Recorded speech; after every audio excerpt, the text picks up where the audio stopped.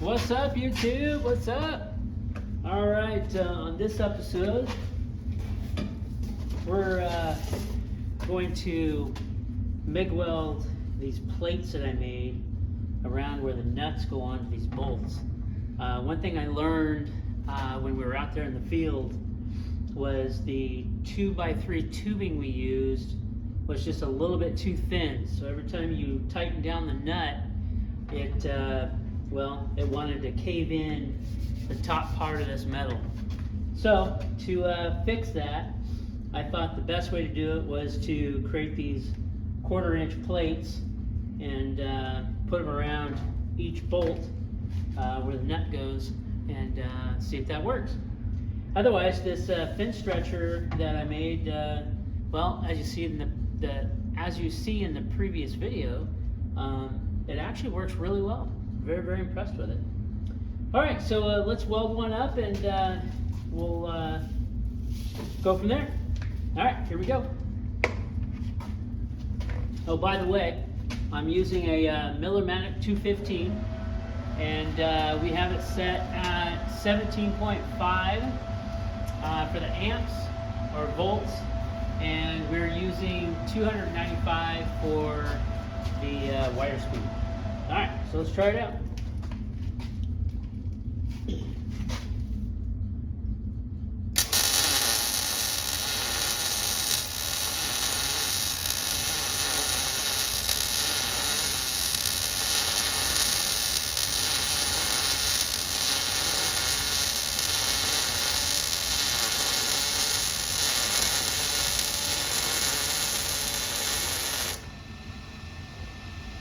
That's not bad. You know, I'm not a certified welder, but I think it'll go okay. Grab this side.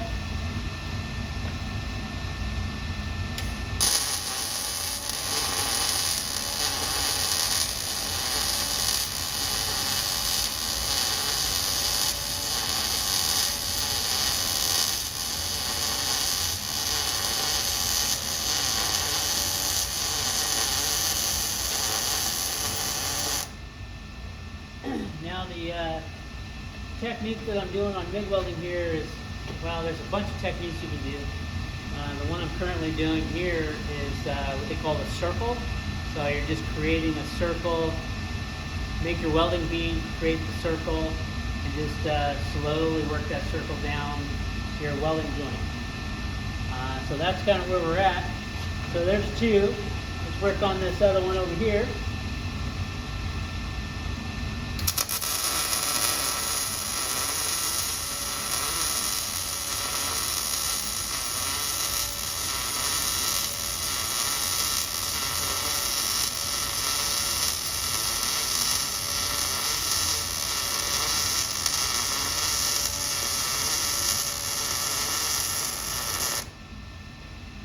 So one thing I learned on MIG welding is that I tell a lot of students, because I'm a full-time welding teacher, is that when you do this, it's kind of like a hot glue gun.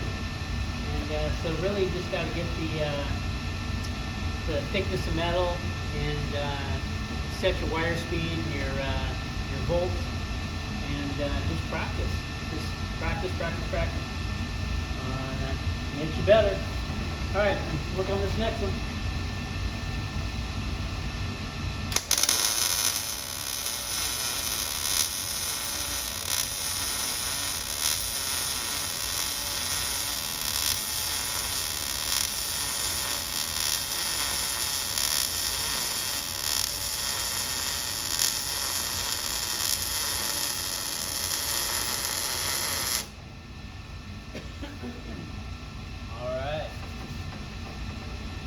That's 4. Well, let's work on this one down here real quick.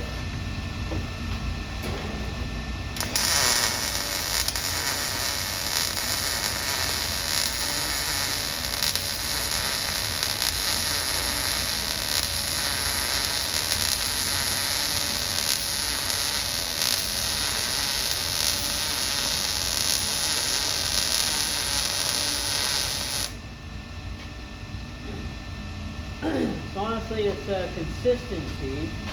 That's part of the trick.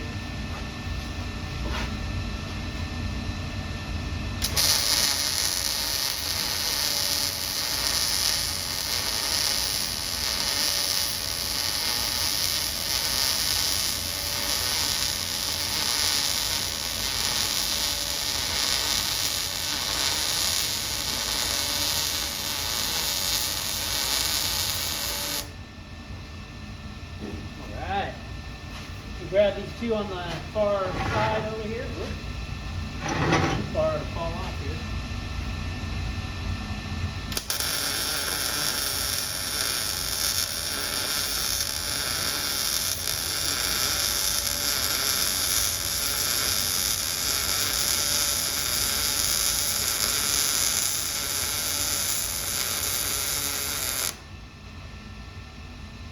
Not too shabby.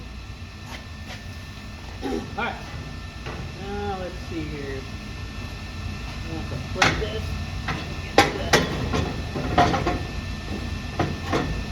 Get to the bottom side of it. And,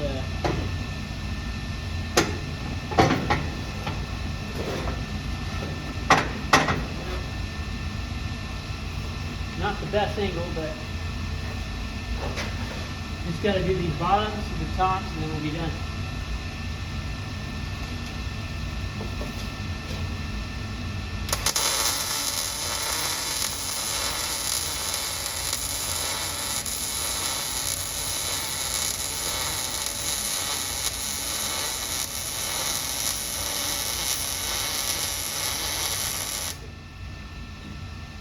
That's one.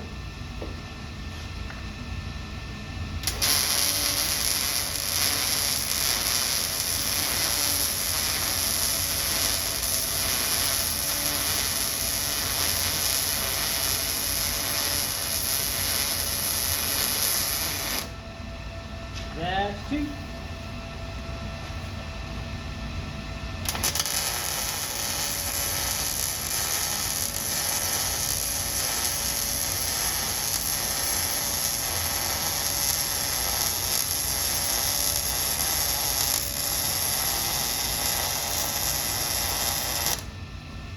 That's three.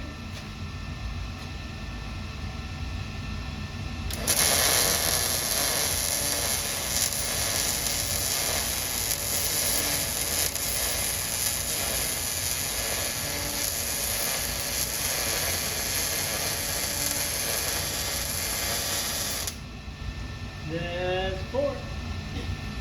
Alright, just gotta do one more side. Top side. And we'll be out of here. Oh.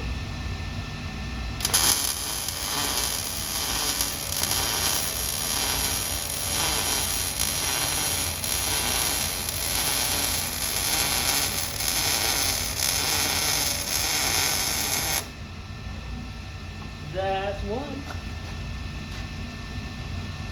So again, I'm just using the circle method. There's, I don't know, there's probably 7, 10, 12 different ways to make welding patterns. Some are like C's, some are circles, some are like a triangle. You know, there's, like I said, all kinds of different ways to weld in MIG welding. But for me, I find just the circles work better, work good for me. But, anyway, all right, we got 3 more welds to do and we'll be done.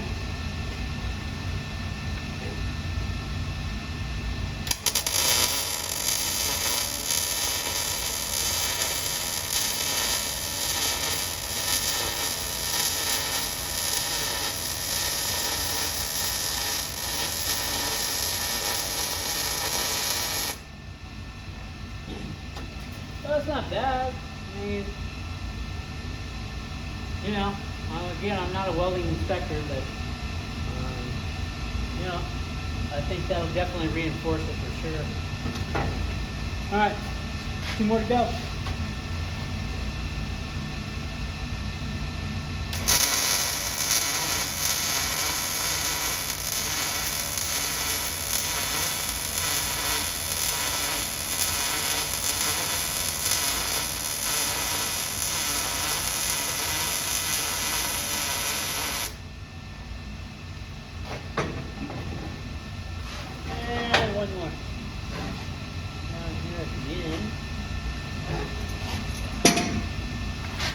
Move this around here. Probably would have been a lot easier. All right, one more weld here to go, and we'll be good.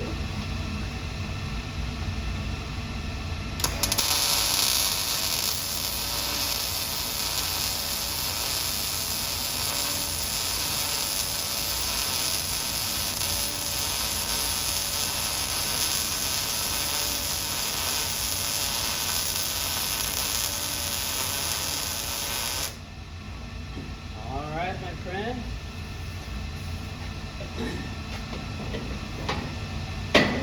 Okay, there you go.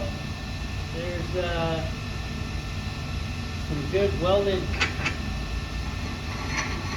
plates, so that it should go too tight.